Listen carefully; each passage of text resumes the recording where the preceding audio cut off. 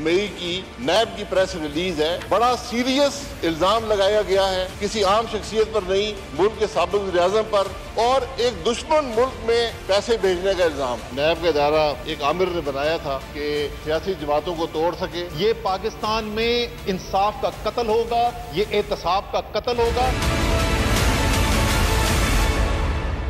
नवाज शरीफ पर money laundering के इल्जामात पर वजीर आजम बरस पड़े। कौमी असम्बली में एहतसाब इदारे की प्रेस रिलीज पढ़कर सुनाई, इल्जामात को मुल्क की जग हसाई करार दिया। पार्लियामेंट से मुतालबा किया कि चेयरमैन नैब को बुलाकर बाज़-पुरस की जाए।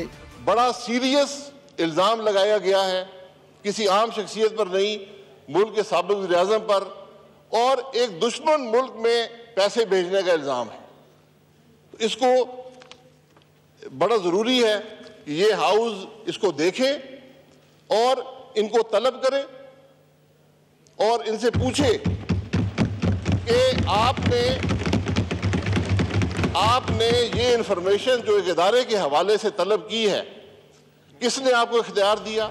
शाहिद खाकान ने ऐवान से सवाल किया, कोई इदारा या इसका चेयरमैन ऐसी तहकीकात और एलामिया जारी करेगा तो मुल्क कैसे चलेगा? कहा, ऐसे चेयरमैन नैब का तकर्रुर करने पर वो शर्मिंदा हैं।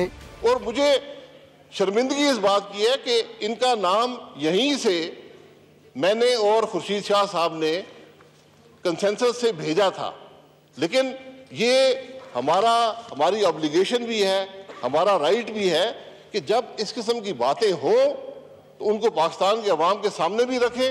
वज़ीर आज़म ने एहतसाब कानून में तब्दीली की पेशकश भी की। पीपल्स पार्टी के नवीद कमर ने तजवीज़ पर मुशावरत के लिए वक्त मांग लिया।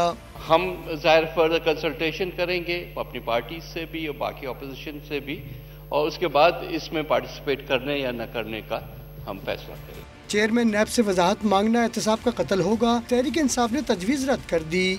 पार्लियामेंट उस इंक्वायरी को देख के उसकी आवाज दबाने के लिए खुद अपनी पावर यूज करके इंटरवीन करेगी।